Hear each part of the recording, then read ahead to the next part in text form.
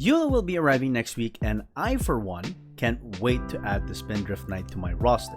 Since Eula's arrival in Tevat is just a matter of when, the only question left to ask is whether or not you should pull for her on her banner. Hey everyone, Epic Edge bringing you another edition of Pass or Pull, and today we'll be taking a closer look at Eula to see if she is worth your hard-earned primogems.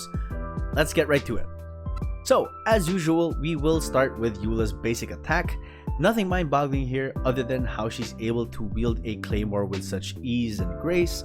Kinda almost, looks like she's dancing rather than fighting, but I guess that kind of makes sense since in the lore she does mention that she enjoys dancing. But enough about that. Let's look at the multipliers. We have some really nice numbers here with every hit, whether it's normal attack or charge attack, plunge attack, all of that. All of them go well over 100% at talent level 7. This is fairly standard for Claymore users since they heavily rely on their basic attacks to keep their damage up. Next, let's take a look at Eula's elemental skill, Ice Tide Vortex. So you can see you can actually activate this skill by either tapping or holding the appropriate button. If you tap her elemental skill, Eula will slash swiftly in a small area in front of her. For every enemy hit, she will gain a Grimheart stack, up to a maximum of 2 stacks. For each stack of Grimheart, Eula will increase her defense and interruption resistance. If you decide to hold the skill, she will perform that very same slash, but she'll also consume all her Grimheart stacks and deal extra cryo damage to all nearby opponents. If you do consume any Grimheart stacks by activating the skill this way, nearby opponents will also have both physical and cryo resistance decreased, something that really synergizes with Eula's kit. So, you'll notice that the skill is pretty loaded with effects, and if there is one thing I've learned from gacha games, it's that heroes with loaded skills are crazy powerful and become meta. So, as we look at her multipliers over here, we can see the skill does quite a fair amount of damage. Naturally, holding down the elemental skill will deal more damage, but of course, the same is true for the skill cooldown. Activating the skill by holding it bumps the cooldown up to 10 seconds, while a quick tap only has a 4-second cooldown. Now this, I believe, does change depending on your constellations, but we don't talk about constellations here, okay? We're trying to be manageable.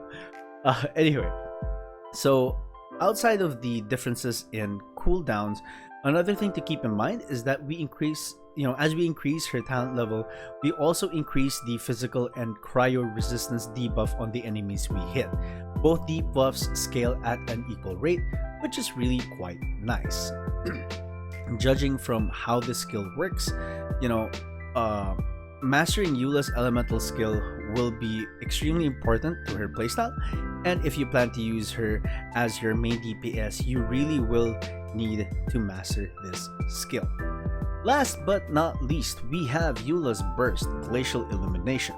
This is a pretty loaded skill as well. Eula unleashes a giant slash with her claymore to deal cryo damage to all nearby enemies.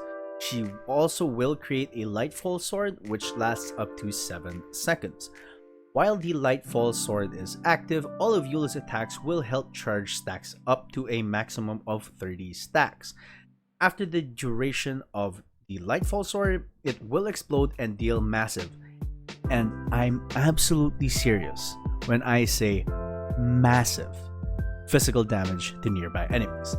So as we look at the multipliers over here, we'll see that even at just talent level 7, we can see that the Lightfall Sword damage is already at a whopping 580%. And the crazy thing is that's only that's just the base damage, okay? So, and 2, we're also still getting the skill activation damage there, which is at about 368%. Now, as you increase the amount of stacks that you have, you are going to charge up the Lightfall Sword, and you are adding 118% more damage per stack. So you can just imagine the destruction and havoc that Eula will rain down on her enemies with even just 3 or 4 stacks, right? Because you can actually detonate this early by switching Eula out. So in an emergency, you will still be able to use this skill, use up the stacks, and deal as much damage as possible. Now, of course, this kind of skill isn't without its drawbacks. At first, you might think that the skill cooldown is reasonable at 20 seconds in between uses. However, the energy cost is really high at 80. So if there aren't a lot of enemies to whack, or if you simply just lack energy recharge on your build, you may find that your burst isn't ready yet, even after the 20 seconds has passed. So that's definitely something you have to keep track of when using Eula.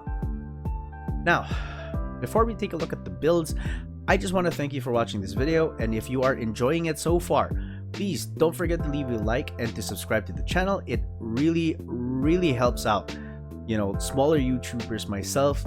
Each like and subscription goes a very long way. I will be uploading a whole bunch of Genshin Impact videos that you won't want to miss, so please do hit that subscribe button down below. Okay, now let's start talking about builds.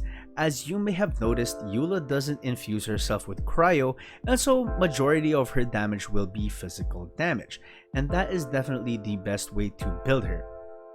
So when it comes to artifact sets, we super duper want a 4-piece Pale Flame set because the effect synergizes so well with Eula's kit.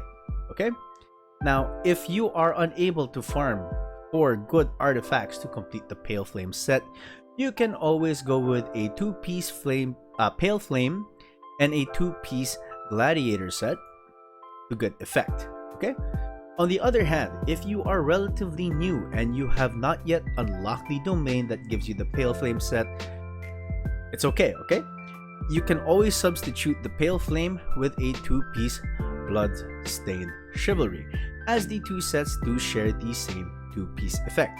But I do not recommend using the 4-piece set for Eula though, for Blood-Stained Chivalry.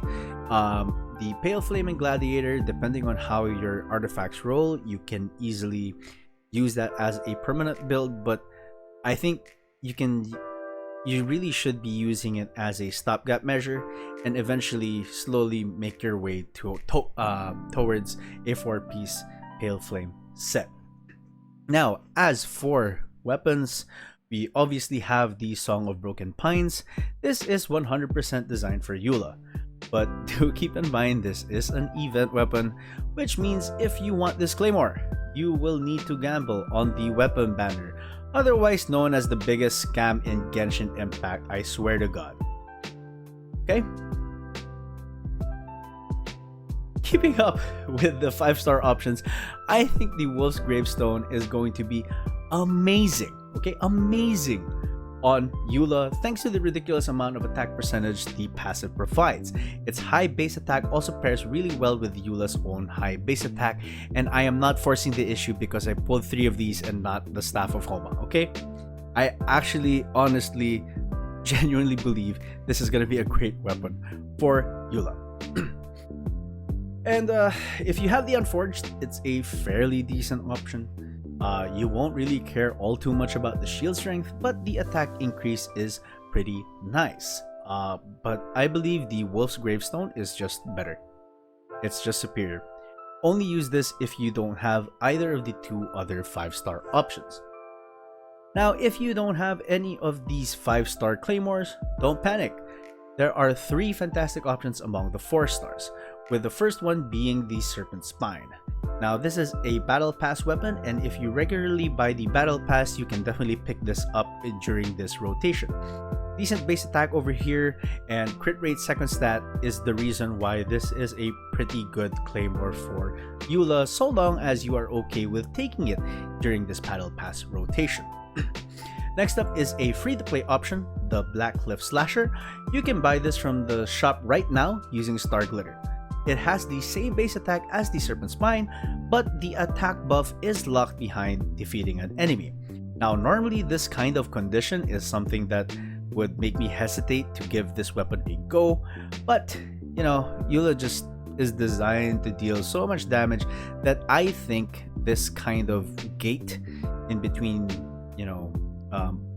buffed and unbuffed status is negligible at best, at worst. Um, if you use this, just take note that the secondary stat is crit damage, which you might not really like super need because Eula does ascend with crit damage. So if you go with the Black Cliff Slasher, you definitely want to look for great crit chance rolls on your subs. Maybe even take crit rate as the main stat of your circlet. Last, we have the best free-to-play option in my opinion, the Snow-Tombed Star Silver. This claymore unlocks after completing a hidden quest while exploring Dragonspine. So you can acquire the recipe there, and then just head on over to your nearest blacksmith and craft it. Okay, very simple. So long as you have the, the necessary prototype, but I'm pretty sure some of you guys have it, okay? This is very easy to make. Pretty good base attack that's close to the 5-star weapons, and it has physical damage as the second stat, which is something you obviously want on Eula. Now, in my opinion, this is 100% the best 4-star option for Eula, and would be the first one I would give her if I didn't have any of the other 5-star weapons mentioned earlier. And if I'm being honest, I'm gonna be honest with you guys. As thank you for watching this video, I would absolutely use this over the Unforged. I'm sorry, like if you have the Unforged, you can definitely use it, but I think this 4-star weapon is better. Okay. Okay. So we've covered everything, and now it's time for the verdict: pass or pull. Honestly, this is an easy one. Eula is a AAA pull, and let's lay the cards down on the table, right? What's there not to like about Eula? Her multipliers are through the roof, her element is very much a meta pick, and she's triple S tier in terms of aesthetics. Now, in terms of functionality, you can bring Eula to nearly any fight. Since she is a cryo user, she already fills 1/2 of the requirement for superconduct, and a reasonable cooldown on her elemental skill means you can easily trigger the reaction multiple times. There aren't too many cons as of now that I can see, but there are a few things you should keep in mind when using Eula. As mentioned earlier, we will need to, practice the timing of her elemental skill, getting used to the cooldown difference if you're not going to gun for constellations, as well as when is the appropriate time to activate it by tapping it or by holding it. The second is that her kit initially hints at Eula being a very selfish DPS, and what I mean by that is that she wants to stay on the field for as long as possible. At the same time, her best in slot weapons and artifacts all require her to accumulate stacks. So I believe she is best utilized in settings where you have to fight lots of mobs. That's good news for those who are looking for extra DPS characters for Abyss and certain domains. This also means that when you're building your teams, you definitely want heroes who are able to do passive damage. And what I mean by that is that even when the particular character is off the field, they will still be able to contribute damage, which is important because that allows Eula to come in and start reactions. So the best ones that come to mind, obviously, if you want to do superconduct, is to use Fischl. Xiangling was also another great choice. Albedo is a decent pickup here as well. Anyway, taking all of that into consideration, I think Eula is a pull for late game players, obviously. But even for early to mid game players, I think Eula will really be able to help you out. Clear out some of the harder content, and she can carry your account.